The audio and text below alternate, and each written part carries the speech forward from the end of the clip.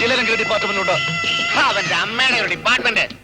ബാബു എന്നിട്ട് കത്തിക്കണം എല്ലാത്തിനെയും. ഇവന്റെയൊക്കെ നെയ്യുരുകി തീ ആളി കത്തട്ടെ. നിർത്ത്. തമ്പാനെ എന്താ ഇത്? തന്റെ അമ്മയുടെ അടിയന്തരം. തമ്പാനെ താൻ അളിഞ്ഞില്ലെന്നായിരിക്കും. എടോ ലോരപ്പാ, തെരഞ്ഞെടുപ്പ് കാലം വരുമ്പോ എന്റെ എന്ത് നക്കാൻ തയ്യാറായിട്ട് താനൊക്കെ കുരിശിങ്കത്തറവാട്ടി വന്ന് കിടക്കുമ്പോ കണ്ണും പൂട്ടി ലക്ഷവും കോടിയും അങ്ങോട്ട് തരുന്നത് ചേരയ്ക്കാനല്ല, ജനപ്രതിനിധിയായി അവിടെ പോയിരുന്ന് ജനങ്ങളെ മറ്റേത് താങ്ങാനുമല്ല. കാവൽ പട്ടികളെ പോലെ ഞങ്ങളെ കാക്കാനാ. അതിനൊന്നും ഒരു സംശയവും വേണ്ട. പിന്നെ ഈ തെണ്ടികൾ എങ്ങനെ ഇവിടെ വന്നു? ഏതോ ഒരു പത്രക്കാരന്റെ പണിയാ. യൂണിഫോം ഇട്ട് ആവേശത്തിന് ഇറങ്ങി പുറപ്പെടാൻ ഈ കൊച്ചനും തമ്പാനിട്ട് പണിതാൽ വിട്ടാട്ടെ. ചെല്ല്, വേഗം വിട്ടു. ചെന്നിട്ട് ശരിക്കൊന്ന് ആവി പിടിച്ചിട്ട് ഒരു 2 എണ്ണവും വീശിയിട്ട് സുഖമായിട്ട് കിടന്നുറങ്ങിക്കോ. ഉറക്കം എണീക്കുമ്പോ ഇതെല്ലാം സ്വപ്നമാണെന്ന് തോന്നും.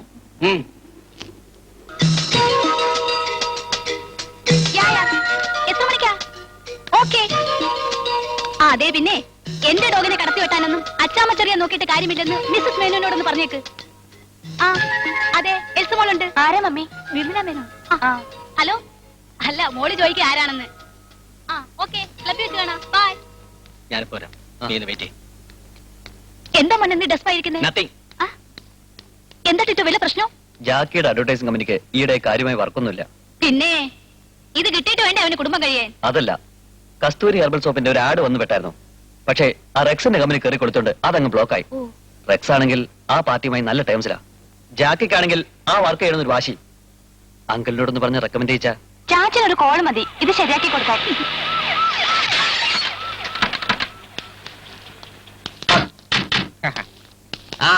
ഇന്നല്ലേ ലീലാമ്മേ നിങ്ങളുടെ ക്ലബിന്റെ പട്ടി പ്രദർശനം?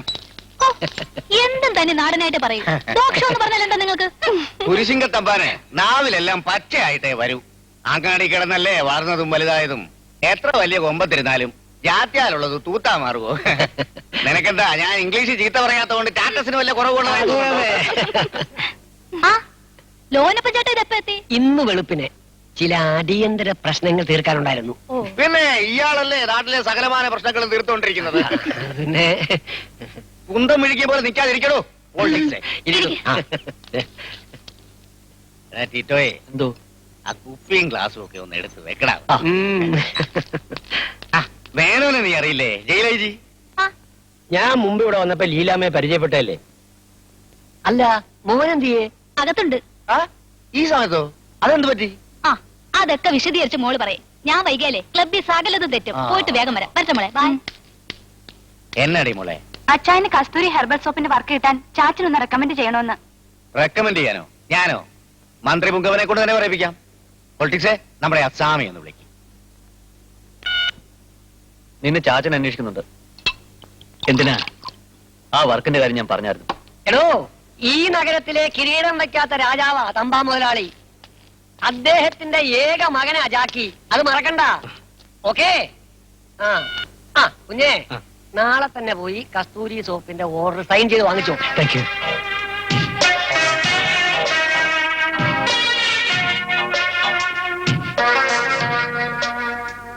എങ്ങനെയുണ്ട് സാർ? ഫൈൻ.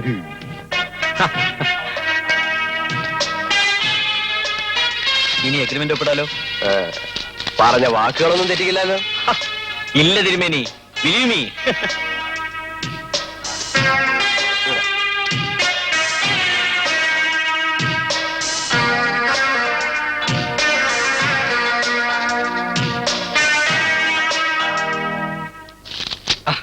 എങ്കിൽ വരട്ടെ സമയം. ശരി, ഓക്കെ, കാണണം.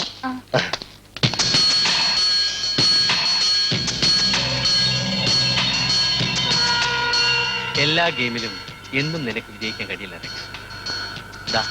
ഇത് കണ്ടില്ലേ? കസ്തൂരി ഹെർബൽ സോപ്പിന്റെ ആഡ് ചെയ്യാൻ വേണ്ടി സാമി ഒപ്പിട്ട് അഗ്രിമെന്റ്. പ്ലീസ്. സ്വാമി എന്നെ അത്യാവശ്യമായിട്ട് കാണണം എന്ന് പറഞ്ഞ് ഫോൺ ചെയ്തപ്പോ ഇതിനായിരിക്കും ഞാൻ കരുതിയില്ല. എന്നോട് റെക്സിന് ദേഷ്യമൊന്നുമില്ലല്ലോ. തന്നെ പോലൊരു ശിഖണ്ഡിയോട് ദേഷ്യപ്പെട്ടിട്ടെന്ത് കാര്യം? റെക്സേ, ഉദാഹരണങ്ങൾ സൂക്ഷിച്ചു വേണം പ്രയോഗിക്കാൻ. ഞാനൊരു റെപ്യൂട്ടഡ് പേഴ്സണാ. ആയിരുന്നു എന്ന് വെച്ചാൽ ഇപ്പോഴല്ല എന്നർത്ഥം. എടോ തിരുമേനി, സുന്ദരിമാരായ മോഡലുകളെ സപ്ലൈ ചെയ്തും മന്ത്രി ലോനപ്പന്റെ കാല് തിരുമ്പി ശുപാർശ ചെയ്തിട്ടൊന്നുമല്ല ഞാൻ എന്റെ സ്ഥാപനത്തെ ഉയർത്തിക്കൊണ്ടുവന്നത്. 100% സത്യസന്ധത, വർക്കിലുള്ള കൃത്യനിഷ്ഠ, അതിലെ perfection, all together A professional approach. That is the reason of my success. എന്റെ റെക്സേ, ഇപ്പോഴത്തെ ലോകത്തെ കുറിച്ച് റെക്സിന് അറിയോ? ഇത് വെറും ലോകമല്ല, അതോ ലോകമല്ലേ? കയ്യൂക്കുള്ളവൻ കാര്യക്കാരൻ. എന്റെ സഹോദര, ഞാനൊരു ശരാശരി ഇന്ത്യനാ എന്ന് വെച്ചാ സ്ലേവ്, അടിമ. എനിക്ക് പലപ്പോഴും നട്ടല് വളച്ചേ പറ്റും. ശരിയാ, യു ആർ എ സ്ലേവ്. തിരുമേലി ഒന്നു താൻ കുറിച്ചോ? നിങ്ങളുടെ പ്രോഡക്റ്റിന്റെ പരസ്യചിത്രം ഇറങ്ങുമ്പോൾ അതിനെ ബീറ്റ് ചെയ്യാൻ സെയിം പ്രോഡക്റ്റ് നിർമ്മിക്കുന്ന മറ്റൊരു കമ്പനിയുടെ പരസ്യചിത്രം ഉണ്ടാവും. ഈ വർഷത്തെ നാഷണൽ അവാർഡ് വിൻ ചെയ്യാൻ ക്വാളിറ്റിയുള്ള ഒരാൾ. Wait and see. റെക്സിന്റെ സ്റ്റോറി ബോർഡ് വളരെയധികം ഇഷ്ടപ്പെട്ടതുകൊണ്ട് കമ്പനി മറ്റാരെയും വർക്ക് ഏൽപ്പിച്ചിട്ടില്ല. താങ്കളുടെ എമൗണ്ടിലേക്ക് വരുവാൻ ഞങ്ങൾ വളരെയധികം ശ്രമിക്കുകയായിരുന്നു. ഡോണ്ട് വറി, കാവേരി ഹെർബൽ സോപ്പിന്റെ ആഡ് ചെയ്യുവാൻ കമ്പനി പറഞ്ഞ എമൗണ്ട് നിങ്ങൾ മുടക്കിയാൽ മതി. ബാക്കി ഞാൻ അഡ്ജസ്റ്റ് ചെയ്തോളാം. You mean? യെസ്, ഇതൊരു പ്രസ്റ്റീജ് വർക്കായിട്ട് എനിക്ക് ചെയ്യണം. We are really very happy mister Rex. Thanks a lot. മറ്റു കാര്യങ്ങൾ നീക്കിക്കോളൂ. വർക്ക് എത്രയും പെട്ടെന്ന് ആരംഭിക്കണം. ശരി, വരട്ടെ. ആ.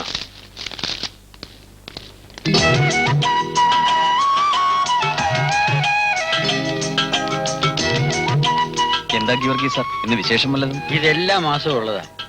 കിട്ടുന്നതിലൊരു പങ്ക് ഇല്ലാത്തവന് കൊടുക്കുക. ചെറുപ്പം മുതൽക്കേ ഇതൊരു ശീലമായി പോയി. എന്നാ ഞങ്ങളങ്ങോട്ട് ഇറങ്ങട്ടെ. മൂത്തുമ്മേ, നമ്മുടെ ആ മുരുകന് അസുഖം എങ്ങനെയുണ്ട്? ഓന് പ്രാന്ത് പിന്നെയും മൂത്ത് ചങ്ങലക്കിട്ടേക്ക. ദാ, പിടിച്ചോ. മോനെങ്ങോട്ടാ? ഞാൻ പറഞ്ഞത് പപ്പ മറന്നോ? ഇന്ന് ഫ്ലവർ ഷോട് അനുബന്ധിച്ച് ഒരു ഫാഷൻ പരേഡ് ഉണ്ട്. ചിലപ്പോ നല്ല മോഡൽസ് വല്ലതുണ്ടെങ്കിൽ പുതിയ വർക്കിന് അത് വേണ്ട. Beautiful new model. Madam ready? ഒരു 5 minutes. ഇവിടുന്ന് റൈറ്റ് സൈഡിലെ സ്റ്റെയർ കേസ് വഴി ഇറങ്ങിയാൽ പിന്നാമ്പുറത്തെ കാർ പോർച്ച് വഴി ഡയറക്റ്റ് സ്റ്റേജിലാണ് എത്തുക. ശരി, മുൻവശത്ത് മുഴുവൻ ആൾക്കാരുടെ തിക്കും തിരക്കുവാ. ഞാൻ വന്നേക്കാം പുറകെ. ശരി മാഡം. ഓ,